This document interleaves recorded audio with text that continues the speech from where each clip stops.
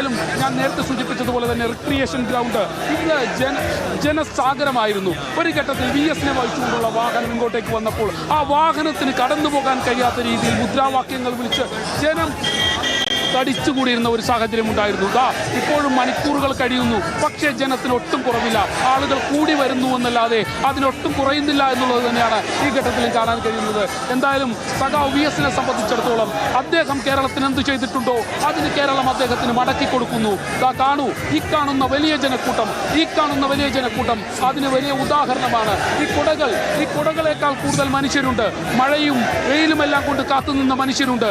ആ മനുഷ്യരെ സംബന്ധിച്ചിടത്തോളം അവർക്കെല്ലാമായിരുന്നു VS, അവരുടെ പ്രിയപ്പെട്ടവനായിരുന്നു VS. അതുകൊണ്ട് തന്നെയാണ് അദ്ദേഹം നടത്തിയിട്ടുള്ള സമരങ്ങൾ, ആ സമരങ്ങൾ ഇന്നും ഓർത്തെടുക്കുന്നത്. അതിനുവേണ്ടി തന്നെയാണ് പല ആളുകളും. കണ്ടോ VS-നെ കണ്ടോ? എവിടെ നിന്നാണ് വരുന്നത്? ഇവിടെ അടുത്താണ് വൈക്കം ചെമ്പ്. രാവിലെ വന്നാണോ? രാവിലെ അല്ല, ഞാനൊരു 10 മണിയായപ്പോൾ.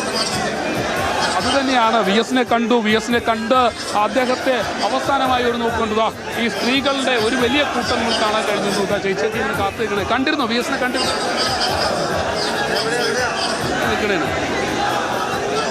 ആളുകൾക്ക് മഴയൊന്നും അവരെ ബാധിക്കുന്നില്ല. കാരണം VS-നെ കണ്ടേ മടങ്ങൂ എന്നുള്ളതാണ്. അതാ ഈ അമ്മയൊക്കെ മഴയിൽ കണ്ടു. മഴ നനഞ്ഞതിലൊന്നും കാര്യമില്ല. ഞങ്ങളുടെ VS-നെ കണ്ടത് അത് തന്നെ ഒരു ജന്മസാഫല്യം. മഴയൊന്നും ഒരു പ്രശ്നം, മഴയൊന്നും പ്രശ്നമല്ല. നമുക്ക് 9 മണിക്ക് രാവിലെ 9 മണിക്ക് ഒന്നും കഴിച്ചിട്ട് സന്തോഷം. ഇത് തന്നെയാണ് കാണേണ്ടത്. ഒരു മനുഷ്യന് കൊടുക്കാൻ കഴിയുന്ന ഏറ്റവും വലിയ സമ്മാനം. ആ സമ്മാനം നൽകിയാണ് ആ അമ്മ പോകുന്നത്. കാരണം 9 മണിക്ക് വന്ന അമ്മ കാത്തു നിൽക്കുകയാണ് VS-ന് വേണ്ടി, VS-നെ ഒന്ന് കാണുന്നതിന് വേണ്ടി, ഒരു നോക്ക് കാണുന്നതിന് വേണ്ടി. അപ്പച്ചാ VS-നെ കണ്ടോ? ഇല്ല, കാണാൻ നിൽക്കുകയാണ്. കണ്ടിട്ടേ പോകുള്ളൂ. തന്നെയാണ് ഞാൻ നേരത്തെ സൂചിപ്പിച്ചതുപോലെ ഈ മനുഷ്യരൊക്കെ VS നൽകിയിട്ടുള്ള സ്നേഹം, VS അവർക്ക് കൊടുത്തിട്ടുള്ള ഓർമ്മകൾ, ആ ഓർമ്മകളിൽ ജീവിക്കുന്ന മനുഷ്യരാണ്. അവരെ സംബന്ധിച്ചിടത്തോളം ഈ കാണുന്ന മഴയൊന്നും അവരെ ബാധിക്കുന്നില്ല, ഈ വെയിൽ അവരെ ബാധിക്കുന്നില്ല. അവർക്ക് VS-നെ ഒന്ന് കണ്ടാൽ മതി, ഞങ്ങളുടെ പ്രിയപ്പെട്ട സഖാവിനെ ഒന്ന് കണ്ടാൽ മതി, ഞങ്ങളുടെ പ്രിയപ്പെട്ട മുൻ മുഖ്യമന്ത്രിയെ ഒന്ന് കണ്ടാൽ മതി. ആ നിലപാടാണ് അവരെ സംബന്ധിച്ചിടത്തോളം. വലിയ തിരക്ക് തന്നെയാണ് ഇവിടെ. റിക്രിയേഷൻ ഗ്രൗണ്ടിലേക്ക് ആളുകൾ കൂടി വരുന്നു എന്നല്ലാതെ ആളുകൾ കുറയുന്നില്ല. നേരത്തെ നമ്മൾ കണ്ടതാണ് VS-ന്റെ വാഹനം കടന്നുപോയപ്പോൾ ആ വാഹനത്തിനെ കടത്തിവിടാൻ കഴിയാത്ത രീതിയിൽ വലിയ ഒരു ജനക്കൂട്ടമായിരുന്നു. ആ ജനക്കൂട്ടം ഇപ്പോഴും ഇവിടെയുണ്ട്. ആ ജനക്കൂട്ടത്തിന് ഒരു മാറ്റവും വന്നിട്ടില്ല. ആളുകൾ കൂടി വരുന്നു എന്നല്ലാതെ അതൊട്ടും കുറയുന്നില്ല. 3 മണിക്ക് അദ്ദേഹത്തിന്റെ സംസ്കാര നടപടികൾ ആരംഭിക്കാൻ തീരുമാനിച്ചിരുന്നു. പക്ഷേ അതൊന്നും ഇപ്പോൾ നടക്കില്ല. കാരണം ഈ ജനക്കൂട്ടം തങ്ങളുടെ VS-നെ അവസാനമായി ഒരു നോക്ക് കണ്ട് മടങ്ങാൻ തീരുമാനിച്ചുറപ്പിച്ച ആ ജനക്കൂട്ടം, അവരെ സംബന്ധിച്ചിടത്തോളം മാവൂരും മറയൂരും മതികെട്ടാനും പുന്നപ്രയും വയലാറുമെല്ലാം അവർ ഓർത്തെടുക്കുന്നു. തങ്ങളുടെ പ്രിയപ്പെട്ട സഖാവിനെ ഓർത്തെടുക്കുന്നു. തങ്ങളുടെ സഖാവ് പഠിപ്പിച്ച മുദ്രാവാക്യങ്ങൾ ഓർത്തെടുക്കുന്നു. ആ സമര രീതികൾ ഓർത്തെടുക്കുന്നു. സമര യൗവനമായിരുന്ന VS, സമരം തന്നെ ജീവിതമായിരുന്ന VS, ആ VS-നെ സംബന്ധിച്ചിടത്തോളം കേരളം കൊടുക്കുന്ന ഏറ്റവും നല്ല യാത്രയയപ്പ്, ആ യാത്രയയപ്പിനാണ് നമ്മളിപ്പോൾ വേദിയാവുന്നത്. Recreation ground വേദിയാവുന്നത്. ഒരുപക്ഷെ കേരളത്തിലെ ഒരു രാഷ്ട്രീയ നേതാവിനും കിട്ടാത്ത ആ അത്രയും വലിയ യാത്രയയപ്പാണ് ഇപ്പോൾ VS-ന് ലഭിക്കുന്നത്. ആ സ്ത്രീകളായിരുന്നു VS-ന്റെ ഒരു കരുത്ത്. അത് തന്നെയാണ് മണിക്കൂറുകളെടുത്ത് ഇവിടെ ഒന്ന് കാത്തു നിൽക്കുന്നത്. നേരത്തെ എവിടെയെങ്കിലും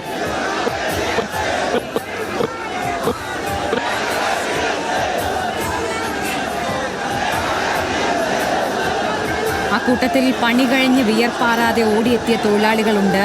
മക്കളുടെ കരം പിടിച്ച് നിറമിഴിയോടെ കാത്തുനിന്ന വയോധികരുണ്ട്. അച്ഛനമ്മമാരുടെ തോളിലേറി മുദ്രാവാക്യത്തിന് മാറ്റുകൂട്ടുന്ന കുരുന്നുകളുണ്ട്.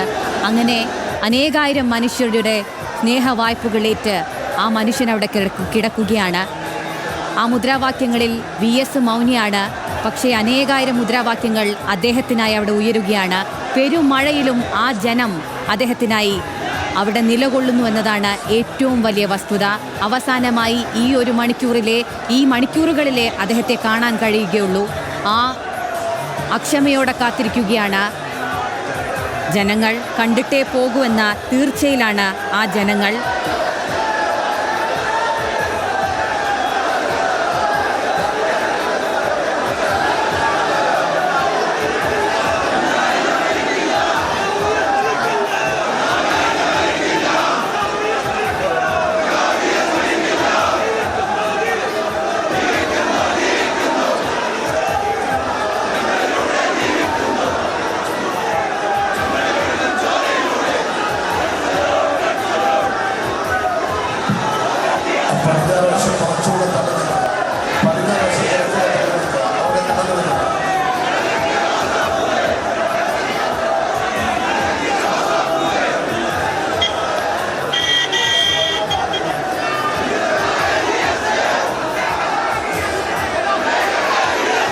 അനിലുണ്ട് കൂടുതൽ വിശദാംശങ്ങൾ നൽകുന്നതിന് വേണ്ടി.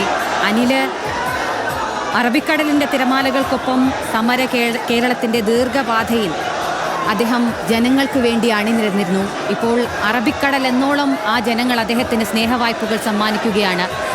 എന്താണ് അനിലിന് അവിടെ കാണാൻ കഴിയുന്ന കാഴ്ചകൾ?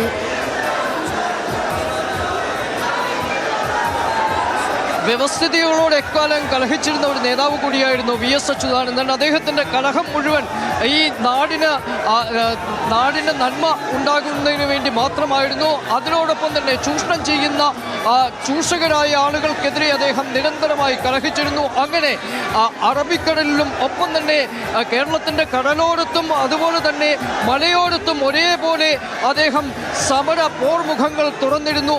ആ തുറന്ന പോർമുഖങ്ങളെല്ലാം കേരളത്തിൻ്റെ നന്മയ്ക്ക് വേണ്ടിയുള്ളതായിരുന്നു. കേരളത്തിൻ്റെ സമ്പത്ത്, കേരളത്തിൻ്റെ പ്രകൃതി, കേരളത്തിലെ മനുഷ്യവിഭവം അടക്കമുള്ള കാര്യങ്ങൾ ചൂഷണം ചെയ്യുന്ന ആളുകൾക്കെതിരെ അദ്ദേഹം നടത്തിയ സമാനതകളില്ലാത്ത പോരാട്ടം കേരളത്തിൻ്റെ ചരിത്രത്തിലെ ഏറ്റവും പ്രധാനപ്പെട്ട സമരങ്ങളായി എക്കാലത്തും രേഖപ്പെടുത്തുകയും ചെയ്യും.